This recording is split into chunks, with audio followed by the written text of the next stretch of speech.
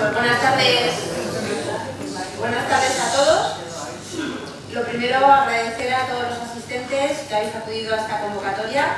Para mí es un honor poder estar aquí en Benidorm otra vez y venir a presentar los resultados de la excavación del Castell, realizada en verano del 2019, sobre todo porque no lo pude hacer en su momento, como habría sido lo lógico, debido a que se cruzó la pandemia que nos trastocó a todos. Y bueno, pues así que tenéis aquí casi una primicia con un poquito de retraso, que esperemos que os guste. Bueno, mi agradecimiento al Faro de Alejandría de Benidorm por esta invitación y en particular, por supuesto, a su presidenta, Isabel López. Y también quería agradecer al Ayuntamiento de Benidorm, especialmente a Antonio Pérez y a Ana Pellicer, ya que ellos fueron los promotores de la intervención que vengo a contaros, y quiero destacar lo grato que fue trabajar con las personas que integran esta corporación municipal, por su gran sensibilidad por el patrimonio, por su implicación en el proyecto y por todas las facilidades que pusieron durante el proceso, lo cual hizo que para mí trabajar en el castillo fue una experiencia realmente gratificante y que siempre recordaré con mucho cariño. Por otro lado, también quería expresar mi reconocimiento a dos grandes investigadores cuyos estudios sobre el contexto histórico y arqueológico en el que se enmarca este castillo, sobre el propio castillo, han sido esenciales para el estudio y la interpretación de los restos que fuimos localizando durante la excavación del Castell. Y ya de paso, os lo recomiendo como lecturas para este verano, para que os enamoréis de la historia de Benidorm, si es que ya no lo estáis, y de Alicante y del Mediterráneo. Estos son Francisco Emilio Alegre, al que muchos conoceréis, historiador local, cuyos libros y publicaciones son una auténtica joya para conocer la historia de Benidorm. Aquí he puesto una de sus numerosas publicaciones, la de los corsarios norteafricanos en las baronías de Polop y Benidorm, que salió publicada justo cuando estábamos acabando nuestra excavación y que nos fue de grandísima utilidad, aunque cualquiera de sus libros son muy recomendables y de enorme interés para conocer la historia de Benidorm. Quiero decir que no son muchas las poblaciones que cuentan con un historiador local que haya investigado y narrado la historia de su municipio y su contexto geográfico de una forma tan concienzuda y con tanta solidez científica y documental. El otro investigador, arqueólogo, cuyas publicaciones han sido también esenciales para el análisis de los resultados de la excavación que realizamos en el castillo, es José Luis Menéndez Cuello, director del proyecto de la Pobla Medieval de Paz, en Calpe, arqueólogo del mar, y cuya tesis doctoral, Conquistar el miedo, dominar la costa, arqueología de las defensas del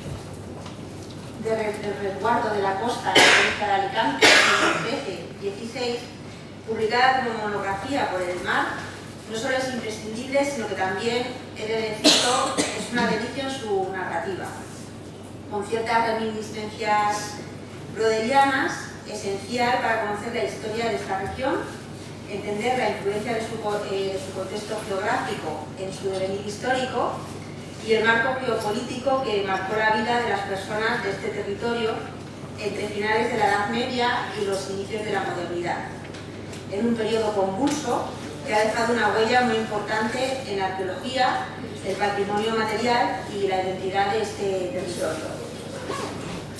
Y ya puestos a recomendar libros de verano, para los que os despierten de esta historia del Mediterráneo, no puedo dejar de incluir a Fernand Braudel, que siempre es una garantía de un viaje por la historia maravillosa. Y comienzo con palabras de este autor. En el inmenso pasado del Mediterráneo, el testimonio más hermoso es el mismo mar. Digámoslo una y otra vez, mirémoslo una y otra vez. Por supuesto, no puede explicarlo todo en un pasado complicado, construido por los hombres con más o menos lógica, capricho o aberración, pero devuelve pacientemente a su sitio las experiencias del pasado, le restituye el hálito de la vida, las coloca bajo un cielo en un paisaje que podemos ver con nuestros propios ojos, similares a los de antaño, un momento de atención o de ilusión y todo parece revivir. manera vamos a iniciar nuestro viaje en el tiempo, unos siglos más atrás, y embarcarnos en los siglos XIV, XV y XVI, en unos momentos en los que los habitantes de Benidorm miraban al mar con miedo debido a los continuos ataques de piratas y corsarios. Vamos a ubicarnos en el promontorio que separa las playas de Levante y Poniente, hoy balcón del Mediterráneo, y donde se emplazaron las defensas de esta población. Quiero comenzar con la exposición con una breve introducción geográfica e histórica del castillo, de no más de 10-12 minutos, pero que nos va a ayudar a entender mejor y contextualizar los restos arqueológicos sobre los que os hablaré tras esto. Esta peña rocosa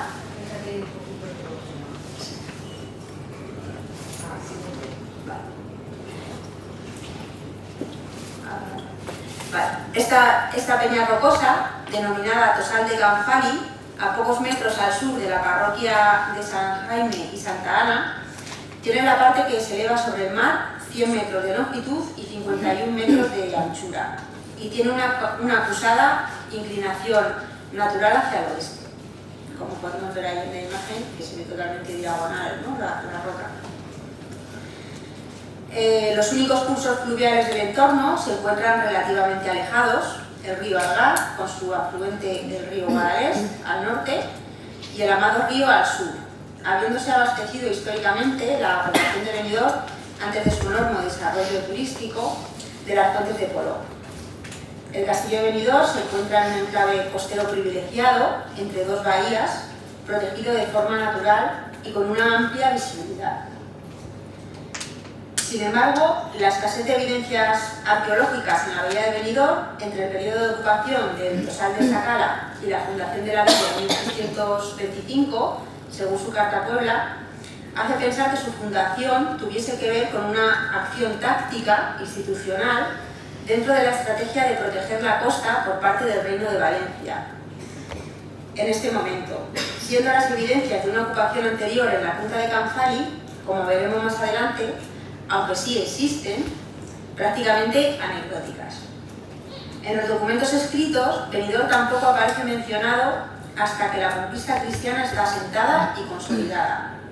La conquista de la Marina Baixa se sitúa en torno al año 1245, y no es hasta 1316 cuando la vemos mencionada por primera vez en un documento eclesiástico.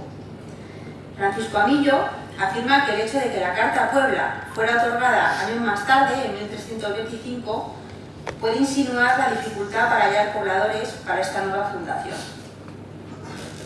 La forma de colonización del espacio fue a través de la cesión de la tierra a Bernat de Sarriá, fundador de la villa y personaje con amplia trayectoria militar en el Reino de Valencia, dando exenciones y privilegios a los habitantes cristianos de Benidorm. En la Carta Puebla de 1325, que sé que muchos conocéis, se expone claramente la aspiración defensiva de la nueva fundación. Bernat de Sarriá deja claro con estas palabras el fin defensivo de esta fundación, y leo textualmente: en caso de necesidad evidente en mi tierra, si alguien la perturba contra mí o mis sucesores, que también estéis obligados a prestarme hueste, o ejército y cabalgada, si bien solo en mi tierra, teniendo allí, no obstante, una casa poblada de cristianos para la defensa de dicho lugar. Por lo tanto, es inconcebible la fundación de Benidorm sin tener en cuenta esta necesidad defensiva. El castillo de Benidorm, es decir, que no tenía el papel de residencia de un señor feudal, que vivía más al interior, sino que solo disponía de una guarnición para los ataques a la costa en coordinación con otras fortalezas costeras. La influencia del corso creció en paralelo al comercio marítimo a finales del siglo XV y sobre todo a finales del siglo XIV, y sobre todo en el siglo XV. Se trata por ello de una época de continuos conflictos y ataques contra las poblaciones costeras del Mediterráneo, fruto de una situación geopolítica compleja, no siendo Benidorm una excepción.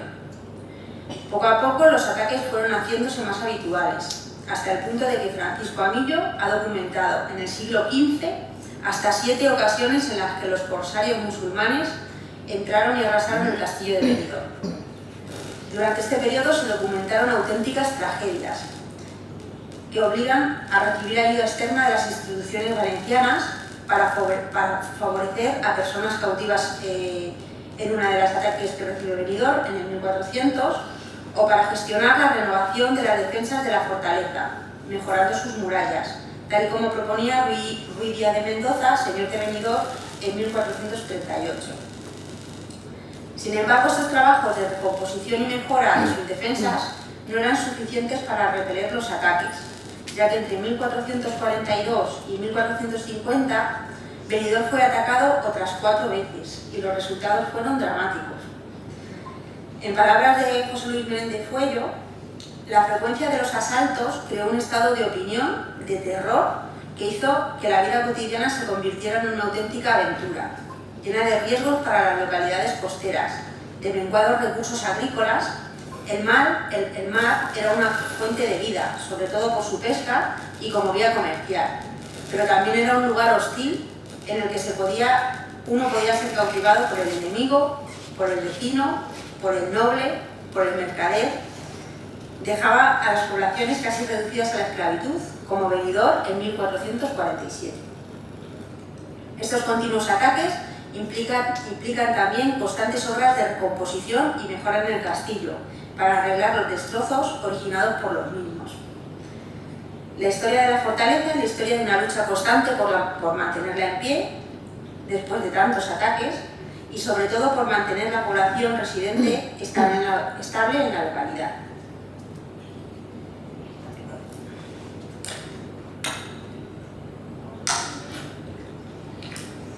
Se trata de un momento, siglos XIV y XV, en que la línea de defensa de la costa es aún precaria. Los pueblos costeros colindantes disponen también de un sistema defensivo, pero la comunicación y coordinación defensiva no era sencilla. En Sierra Gelada, los establecimientos de vigilancia eran temporales, se retiraban de otoño a primavera, meses en los que se reducían el número de incursiones, debido a las peores condiciones climáticas. Y este tipo de defensas de Sierra Gelada no contaba aún con las infraestructuras que se pueden observar en la actualidad en forma de torres. Pasamos al siglo XVI. En el siglo XVI se registra la máxima intensidad del corso norteafricano sobre el reino de Valencia y con ello también sobre Benidorm. La coyuntura política que en el siglo XVI, tanto en el reinado de Carlos V como durante el de Felipe II, generó una mayor atención por parte de la corona a la situación de la frontera en la costa valenciana. Es por ello que en esta época se multiplican los informes de evaluación de estado de las fortalezas y las recomendaciones de su remodelación. La mayoría de los proyectos no serían llevados a cabo en su totalidad, aunque sí resultan muy interesantes a nivel arqueológico, porque además de las reformas propuestas, incluyen indicaciones del estado de las fortalezas y van explicando algunos de los elementos que la componían. Contamos con informes asociados a obras que normalmente no son acometidas de forma total, sino parcial, por dificultades económicas y otras vicisitudes, de 1525, de 1534, el proyecto de Joan Cervelló, los de Joan Battista Antonelli, en torno a 1560, o el de Vespasiano Gonzaga y Luis Fajardo. En 1525 es el primer proyecto claro y bien conservado para reforzar el castillo de Benidorm. El documento se titula Memorial de las obras que tienen necesidad el lugar y fortaleza de Benidorm, y se trata de una propuesta de obras coordinada por el Batlle General de Valencia, a Luis Palau, escribano de la Bailía General, y junto al artillero y experto en fortificaciones Pedro Alvarado, vienen a Benidorm y presentan un informe en el que se evalúa el estado de las fortificaciones y se especifican las reformas que convenía realizar. El informe da una imagen pésima de la conservación de las fortalezas del castillo, algo que pudiera parecer obvio a tenor de la continua exposición a los ataques piráticos a la que estaba siendo subyugada la fortaleza. En este informe se mencionan ciertas partes que tenía el castillo en este momento. Leo también textualmente: la villa conservaba las murallas y un foso, al que le hacían falta reparaciones. En el castillo solo se mantenía en pie la torre del homenaje y el aljibe, con un sistema de captación de agua para la lluvia bastante deteriorado. Se recomendaba centrar la atención en la zona norte de las murallas de la villa, que era la parte más expuesta a los ataques, es decir, la que daba a tierra. Esto nos da muchos datos de las cosas que podíamos encontrar en el castillo, ¿no?, en 1525. El proyecto de Vespasiano, un poco más tarde, venía acompañado de un dibujo, que es el que vemos aquí, en este lado, que parece el boceto de la obra que se pretendía realizar. En este boceto se aprecia una estructura cuadrada sobre la punta del Canfari, con un patio central porticado con 2 plantas. Esta sería la parte más protegida y destinada al ámbito militar, y más al norte, en el lado izquierdo, tiene lo que parece una torre de vigilancia. La parte norte estaría cerrada al modo de la época, introduciendo baluartes diagonales y la forma de diamante de las torres, características de las fortificaciones modernas del siglo XVI, para ofrecer mayor fuerza en defensa de los ataques de artillería. La preocupación por mejorar las fortificaciones era una constante durante varios siglos, y en el siglo XVI la violencia no paraba. Entre 1580 y 1590 se registraron más de 18 ataques corsarios en la Marina Baixa, pero también la estrategia defensiva iba teniendo cada vez más éxito y la mayoría de ellos fueron repelidos. En cuanto al siglo XVII, en 1610 se documenta un nuevo incremento de los ataques. Pasamos por momentos de ataques y ataques y ataques, lo que ha llevado a denominar la época entre 1580 y 1650 la edad de oro del corso berberisco. En este caso, influida por la instalación en las costas del norte de África de corsarios ingleses y holandeses.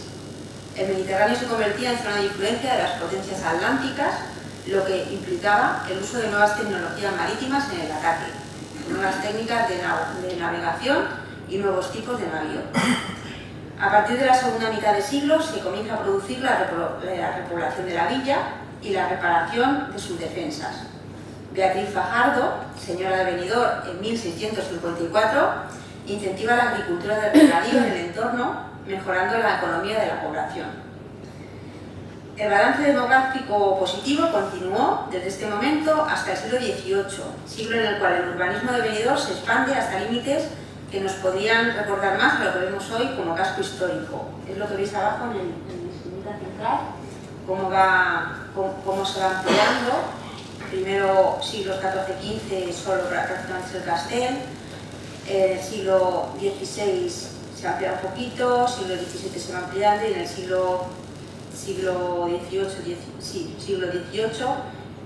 lo vemos que ya se parece bastante a lo que se denomina el casco histórico. En el siglo XVIII, si al final del siglo XVII acababa el conflicto de la Segunda Germanía, a inicios del siglo XVIII, durante la Guerra de Sucesión, el gobierno borbónico tomó la preocupación por defender el litoral de sus partidarios del archiduque Carlos de Austria, que mantuvieron el control de Cataluña y las Islas Baleares hasta 1714. Estos conflictos no eran desaprovechados por el corso, que de vez en cuando seguía atacando. Finalizada la contienda, el recinto fue usado de forma pacífica por la corporación municipal como sala de reuniones hasta 1732. Este periodo de paz rápidamente se dejó sentir en el crecimiento demográfico, y si en 1703 Benidorm se menciona como que tenía 34 habitantes, que en realidad serían familias, pero 34 habitantes, en el censo de Florida Blanca ya se habla de 2.526 habitantes. Hay un crecimiento de población notable.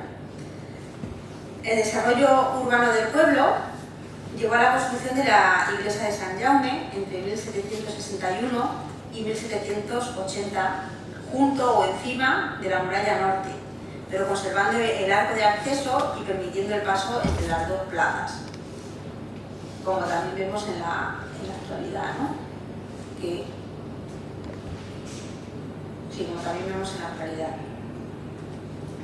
A principios del siglo XIX, el castillo Benidorm fue ocupado por las tropas napoleónicas y durante la Guerra de la Independencia y en los momentos finales del conflicto, los ingleses destruyeron parcialmente el castillo de Benidorm y el baluarte de Poniente, sin tener constancia de que los mismos se volvieran a reparar, ya que en los años posteriores solo se hará referencia a las ruinas de esta construcción. En el diccionario de Madoz, de 1845, se hace referencia a que una parte del castillo aún se mantenía en pie, aunque estaba medio arruinado, literalmente dice, y las murallas de la villa ya no existían. En este siglo, causa del intenso contrabando que había venido, se instaló en este lugar un cuartel de carabineros, que es la edificación que vemos ahí como para el castel, es lo que fue el antiguo cuartel de carabineros, se supone. Y bueno, el resto de la fortificación se iría destruyendo progresivamente. La remodelación de la zona del castillo en 1928 le da la configuración actual como Plaza Mirador, siendo arrasados y sepultados los restos del antiguo castillo hasta la intervención arqueológica que realizamos en 2019. Y bueno, pues después de este rapidísimo vuelo de pájaro por la historia del castillo Benidorm, que permite contextualizar y entender mejor los restos que hemos localizado con la intervención arqueológica, paso a mostraros los principales hallazgos realizados con las excavaciones llevadas a cabo en el castillo. Lo primero, los antecedentes arqueológicos eran muy escasos los datos arqueológicos que se tenían del castillo antes de la excavación que realizamos en 2019. Había una intervención puntual publicada por Ortega Pérez y Alemán y Ferrer en los años 90, que consistió en hacer una cata alargada en la zona de la plataforma principal del castillo, que la vemos aquí situada, como podéis ver. Bueno, pues eso, en el lado este, en el marco de un proyecto de repavimentación y arreglo del mirador. Ellos encuentran una serie de restos que no le pueden dar una interpretación global debido a lo puntual de la intervención, pero localizan un muro con un canal de desagüe del siglo XIX, parte de las murallas que ellos sitúan a principios del siglo XV y materiales que les permiten situar la fundación del castillo en el siglo XIV, así como varias inhumaciones, varios enterramientos humanos del siglo XIX. Luego veremos todo esto en contexto global cuando hablamos todo. Y bueno, pues los trabajos realizados que realizamos nosotros ya en el castel en el año 2019 se centraron sobre todo en la excavación en extensión de lo que es el mirador, de toda la parte del mirador, el desbroce y la limpieza de las paredes exteriores de la punta de Canfali, con ayuda de especialistas en trabajos verticales, limpiamos y despejamos todas las laderas, pero no excavamos, vamos, que solo fue un reconocimiento superficial, y se realizaron varios sondeos en la Plaza Castelar y uno en la parte baja en el mirador. La intervención arqueológica, si bien limitada en el tiempo, lo que implica que hayan quedado cuestiones e hipótesis sin resolver para futuras intervenciones en el castel, si alguna vez las hay, nos ha permitido conocer en líneas generales la configuración estructural del castillo y su distribución interior, así como las diferentes fases de reforma que fueron llevadas a cabo a lo largo de la vida de este emplazamiento defensivo. Uno de los rasgos básicos para la comprensión de este emplazamiento es la construcción, desde su fundación, de un muro de contención en el oeste y el aporte de un potente estrato de nivelación para hacer la inclinada punta de Canfali una superficie habitada. Este es el estrato del siglo XIV que documentó Alemán en el sondeo que realizó en la parte oeste, que en realidad eran rellenos de aporte constructivos para crear una superficie plana, una especie de terraza, porque la peña de Canfali en un origen sería algo así, vamos, una cosa. Otro de los elementos reseñables del castillo es la presencia de un aljibe para asegurar el abastecimiento de agua dulce, el cual tiene un origen en el siglo XIV o fase fundacional, aunque experimentará diferentes modificaciones en los siglos posteriores, pero que seguirá en uso, siendo reforzado con un segundo aljibe ubicado en la torre defensiva noroeste que se construye en el siglo XVI, en el marco de las políticas públicas que promueven la refortificación de la costa del Reino de Valencia durante este periodo. También es destacable la constatación, gracias a la excavación arqueológica llevada a cabo, de la existencia de un buen número de pequeñas reformas en forma de reparaciones de muros, reutilizaciones de materiales, que pueden ponerse en relación tanto con el mantenimiento del castillo como con daños producidos por los ataques periódicos desde el mar sufridos por esta fortaleza desde el siglo XIV hasta comienzos del siglo XIX. Bueno, aquí en estas imágenes veis algunas imágenes de la intervención, la limpieza en el exterior, en toda la ladera, el mirador, el sondeo que hicimos en el mirador. Y bueno, pues paso a describir en detalle las diferentes fases histórico-arqueológicas que se han diferenciado con la excavación del castillo Benidorm, las cuales han sido establecidas gracias a la estratigrafía documentada y apoyada en la documentación histórica que os he resumido anteriormente. Sobre los restos más antiguos, localizamos un nivel en el que fueron recuperados varios fragmentos de cerámica del siglo XII-XIII. Es la zona esta que está remarcada en rojo, que estaría en la zona este. Encontramos material del siglo XII-XIII, en concreto varias jarros y un fragmento de cazuela en un estrato sedimentario no asociado a ninguna estructura arquitectónica, en una zona dependiente hacia el mar, en el lado oeste, pero bueno, su presencia está reflejando al menos una frecuentación de la zona, en época islámica, no pudiendo descartar que hubiera existido alguna construcción de este momento que fuera totalmente desmontada en fases posteriores o que no haya sido detectada durante la intervención arqueológica llevada a cabo. O sea, sabemos que estuvieron por ahí, es lo que hemos podido definir, ¿no? En todo caso, debe tratarse de una presencia puntual, es lo que pensamos, y de poca envergadura, asociada a algún elemento arquitectónico, ya que no hemos encontrado ninguna evidencia de este periodo en otros puntos del castillo, a excepción de un fragmento de cerámica residual, también del siglo XIII, del mismo momento, en un estrato que se enmarca de forma general en el siglo XVI.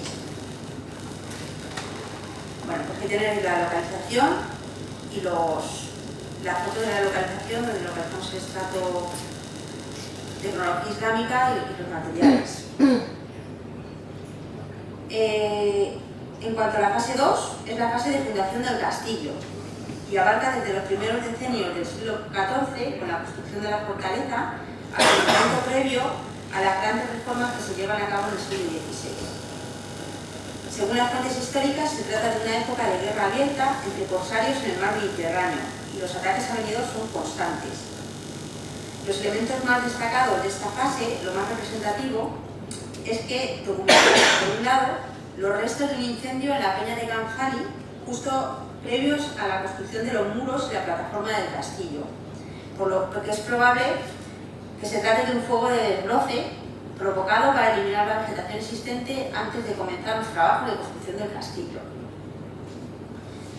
Después de esto, lo que tenemos es la construcción de los muros del castillo, con un conjunto central de tendencia rectangular, que es el que veis aquí. ¿Veis el ratón en torno al aljibe?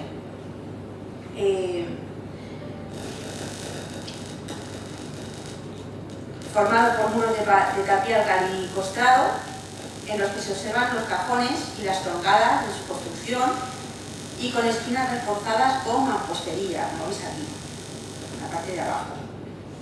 De estos muros, de estas tapias, destaca la potencia de los documentados al oeste, ya que son muros que no solo tienen este fin defensivo, sino que son también, como mencionaba antes, diques de contención sobre los que se aportan potentes rellenos para convertir la peña de Canfali, naturalmente inclinada, en una superficie plana y habitable.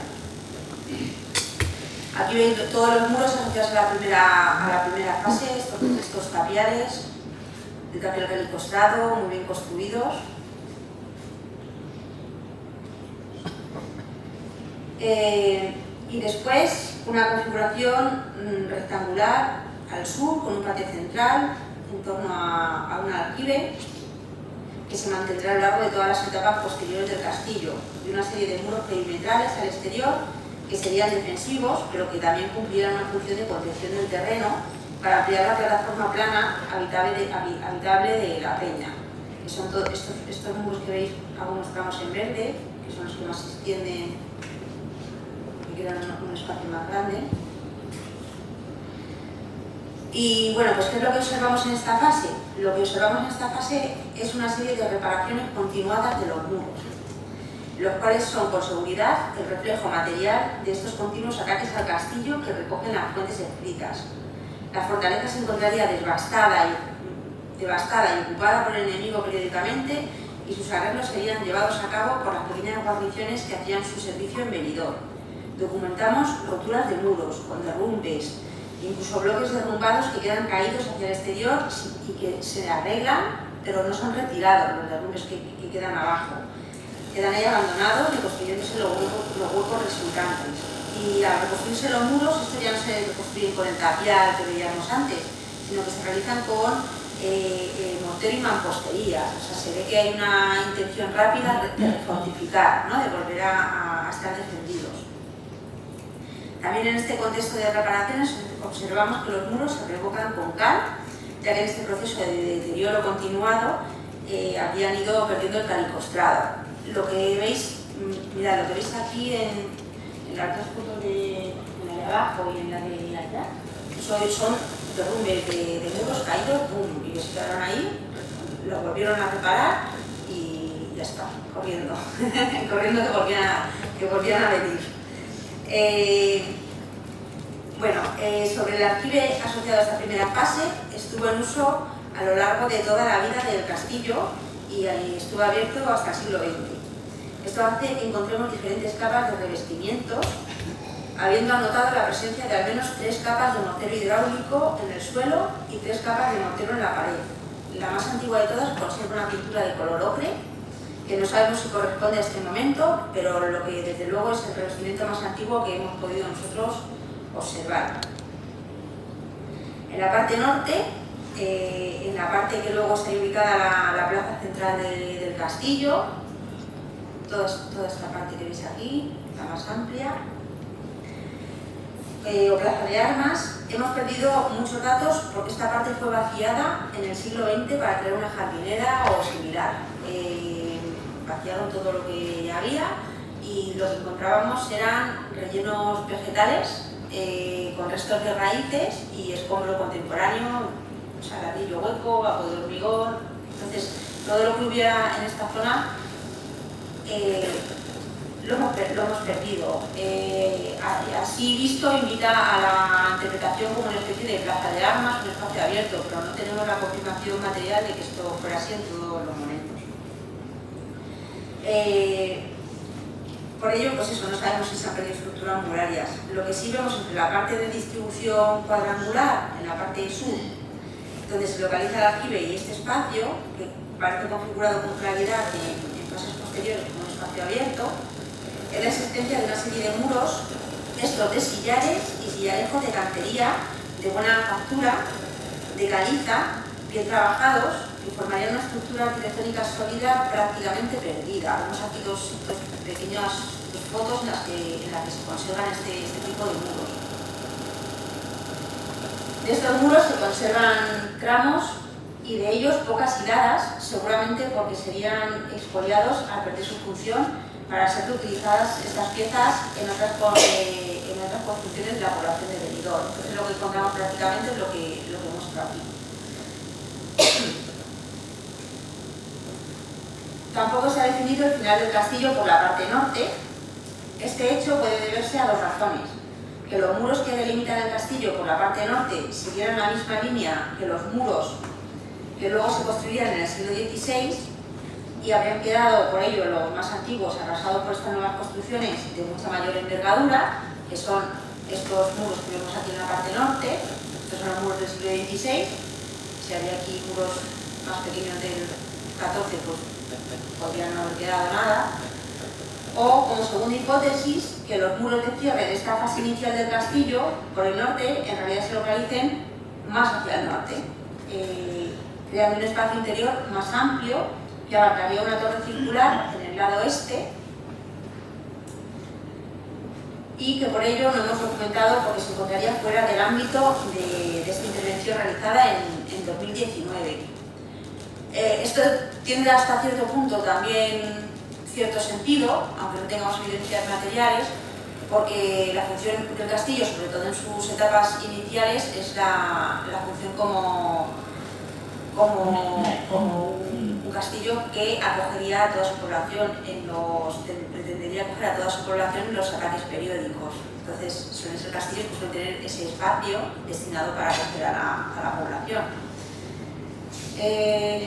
Bueno, en cuanto a los materiales asociados a esta fase, el material mueble es fundamentalmente cerámica, no las hemos recuperado, y de forma casi testimonial vidrio y metal, además de huesos de animales que luego pasaremos a referenciar más en específico. En cuanto a la cerámica, lo que tenemos fundamentalmente es cerámica de Paterna, de este momento, de los siglos XIV y XV, loza de mesa decorada, con decoraciones en azul y marrón, o ambos, verde, blanco, manganeso, típicas producciones de Paterna, loza de mesa decorada, y bueno, pues aspectos interesantes es que encontramos un porcentaje bastante significativo de piezas de almacenaje, de tinajas, un total de un 12,5% del total de la fragmentos de cerámica, que esto en un contexto arqueológico de otro tipo es muy alta el porcentaje. Lo que nos está hablando de un aprovisionamiento de víveres y alimentos importante en el interior del castillo. También contamos con un buen conjunto de cerámica de uso más cotidiano, de almacenaje y servicio de líquidos, tipo cántaro, jarros, con unos característicos trazos manganeso, que a ver, no tengo, luego en una de las láminas posteriores se ve alguno, que son muy habituales en este periodo, y bueno, pues ollas y cazuelas de cocina. Luego el vidrio, bastante testimonial, de algún vasito o copa, y metal, fundamentalmente clavos, asociados a elementos muebles de las construcciones del castillo, a puertas, ventanas, seguramente elementos de este tipo, y bueno, un pequeño fragmento de broche de cinturón. En la fase 3, el siglo XVI es el tiempo de las grandes reformas que hablábamos antes, de los grandes informes de estos estrategas en la línea costera del litoral valenciano. En el castillo Benidorm, este siglo es el que ha aportado mayor cantidad de material mueble, o sea, cerámica y otros elementos, por lo que parece que representa el espacio temporal en el que el castillo tuvo una actividad más intensa también. A nivel estructural se observa una importante transformación del espacio del castillo, protagonizada fundamentalmente por la construcción de grandes muros defensivos ataludados. Son todas las estructuras que tenéis aquí pintadas en azul. Como veis, además, los muros se engrosan mucho y se crea una estructura mucho más compacta, ¿no? Son muros ataludados que conforman una nueva geometría del espacio orientada a la defensa de la zona norte, es decir, a la zona que da a tierra, que es lo que nos hablaban e insistían los informes de los arquitectos y estrategas militares del siglo XVI, ¿no? que era el punto que había que reforzar porque era el de mayor peligro. Eso se presenta como el principal flanco a defender, el flanco más débil. A estos muros hay que sumarle además la construcción de un importante foso también hacia el norte, que es lo que tendríamos aquí al norte del último muro este tan grueso que se ve cerrando, ¿no? También en el otro extremo del yacimiento, en el suroeste, se documenta en este momento una reparación del muro exterior de delimitación del castillo. aquí sí, en el oeste de todo este tramo, que tiene su origen en el siglo XIV, pero que se reforma en este momento. Veis aquí algunas imágenes del mismo. Este muro sufrió un importante derrumbe y nos encontramos también parte de los restos de este muro caído unos metros ladera abajo, y tampoco fueron recogidos, ¿no? El muro, como fue reconstruido y dejaron el derrumbe ahí un poco más para abajo. El muro, como viene sucediendo desde la fase anterior, no se reconstruye con su material original, que era tapiar, sino que se repara con un tramo de mampostería con mortero de cal. En cuanto a la parte central del castillo, en torno al aljibe, toda esta parte cuadrada, ¿no?, se mantiene su planta general, la misma que en la fase anterior. Si bien el espacio se segmenta y reorganiza por medio de tabiques, creando 3 estancias al sur del aljibe, en este lado. Y se sube el nivel de suelo mediante un aporte de rellenos de nivelación, lo que conlleva la anulación de un vano en forma de tronera que se extiende en el muro sur. En la parte suroeste, aquí existió desde origen una tronera para la defensa, y en este momento se sube el nivel de tierra, y esta tronera la tienen que anular porque quedaría medio tapada, vamos.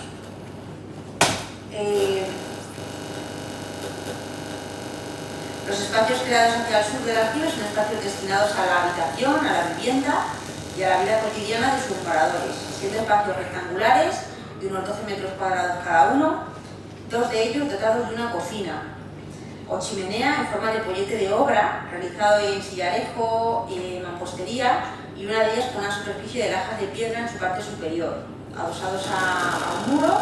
Son esta de aquí y esta de aquí central, son 2 cocinas, hogares o chimeneas. Y bueno, en el interior de estas estancias encontramos una considerable cantidad de vajilla de cerámica de la época, o sea, eran claramente habitaciones destinadas a habitar el castillo. Y hacia el sur, al otro lado del muro, encontramos el vertido de basuras de desechos de comida. O sea, lo que hacían es cocinar, y parece que lo que hacían es cocinar y tirar, ¿sabes?, afuera. Encontramos huesos de animales en abundancia, que luego hablaremos de ellos también, espinas de pescado y una abundante cantidad de caracoles de tierra, que también parece que fueron utilizados para el consumo. En una de estas estancias, a modo de dato curioso, encontramos una bola de trabuquete de piedra caliza tallada. Decir que todas estas estancias se accedían desde el patio central, desde el patio del aljibe. En cuanto a la configuración de este espacio en torno al aljibe hacia este, bueno, perdonad, aquí tenéis los detalles de las cocinas, de las 2 cocinas, una en primer plano y otra al fondo, y aquí un primer plano de la cocina que tiene las lajas de piedra caliza, que se ven además quemadas, ¿no?, totalmente calcinadas por el fuego. Estos son una foto de los tabiques, lo que os hablo que redistribuyen el espacio en este momento. Y bueno, pues eso, ahora vamos a hablar de la zona este, del torno al aljibe también. En cuanto a la configuración de este espacio, de la zona este, también documentamos 2 estancias.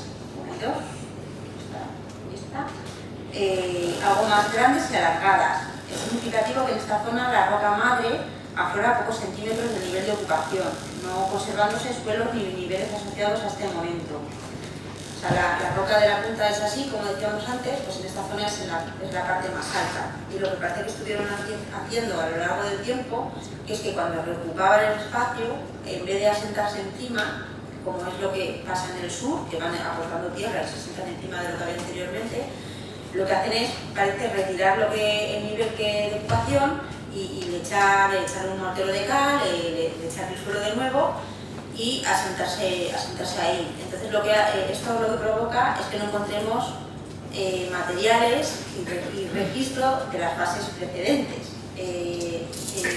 Por ejemplo, en esta parte documentamos esta configuración del espacio, esta división del espacio, pero lo único que encontramos son suelos del siglo XVII y debajo directamente la roca.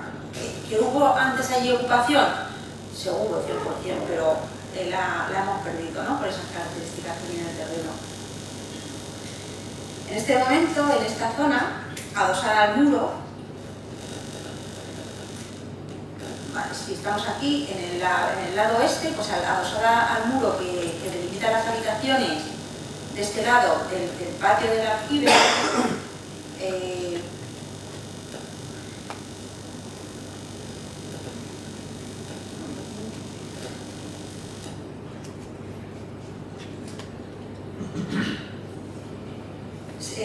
es el momento en el que se construye una escalera que da acceso a una segunda planta. La escalera es este engrosamiento que veis aquí en azul. Realizada en piedra labrada y con un arco, tenía un arco de descarga de sillería, aunque como el resto del castillo no se ha conservado mucho alzado de esta estructura.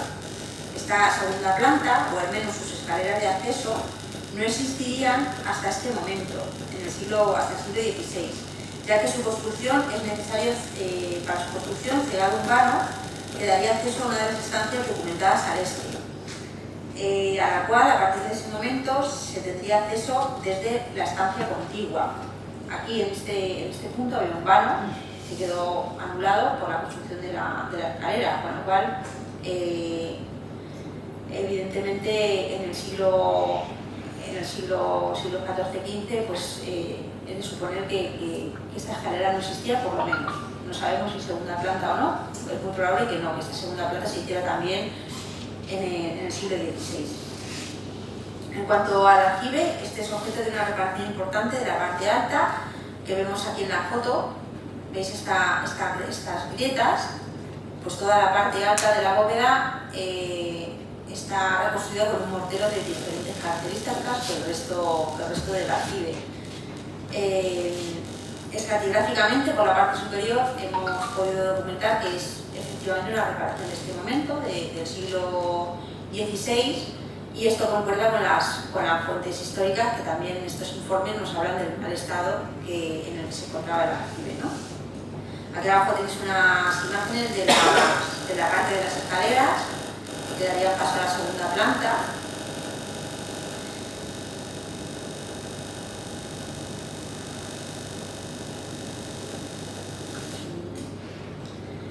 Y en cuanto al lado este del castillo, el que presenta más potencia estratigráfica, esta parte de aquí sobre todo,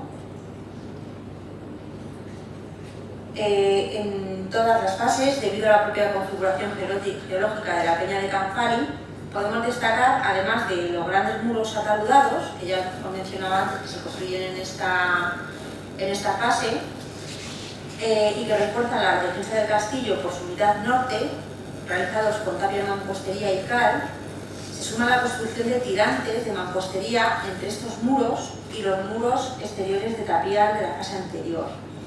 Aquí en la parte de abajo tenéis un ejemplo en el que se ve perfectamente el muro ataludado. Esto de aquí, este es un muro ataludado de una envergadura impresionante, y estos son los tirantes que se construyen entre las defensas del siglo XIV-XV y las nuevas defensas del siglo XVI, a modo de casamatas o tirantes que refuerzan esta estructura para proteger mejor de los embistes de la guerra moderna, de la guerra de artillería, ¿no? Siguiendo la continuidad de las estructuras murarias hacia el norte, la definición de la reforma del siglo XVI se consolida con la construcción de una torre de diamante o torre poligonal circundada también por potentes muros de tapia de mampostería y cal, muy similar a la representada por Vespasiano en el plano de 1575. Aquí estos son los tirantes. Mira, aquí tenéis una foto de los tirantes que forman las casamatas. Este es en planta el muro este de refuerzo que se construyó en el siglo XVI. Y este es el interior de la torre en forma de diamante. Aquí veis el aljibe, un segundo aljibe que se servirá de complemento al primero, que también se arregla en esta época. Y y bueno, pues lo que es la base de lo que sería la torre de diamante.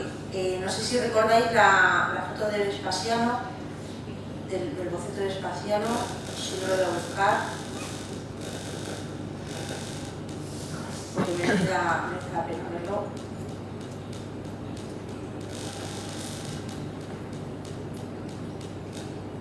Aquí está. Aquí estaría la torre en forma de diamante. O sea, hay una... Y aquí está la segunda planta representada también. O sea, es que tenemos una concordancia bastante certera entre el proyecto que presenta aquí en este boceto y lo que estamos encontrando en el registro arqueológico, ¿no?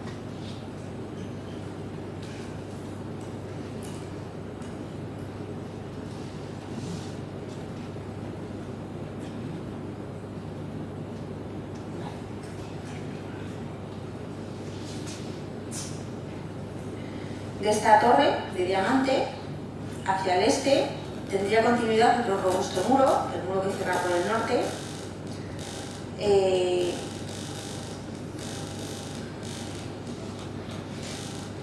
del mismo tipo que de fábrica, que delimitaría el castillo por el resto de los lados, y que iría en paralelo al foso excavado hacia el norte, que estaría aquí, que hemos documentado en esta parte. Todos ellos, como venimos remarcando, son muros de más de 2 metros de grosor, con alambor, con el mismo tipo de fábrica que delimitaría el castillo por el norte y que iría en paralelo al foso excavado por el norte. En cuanto al foso, este no se ha excavado en su totalidad.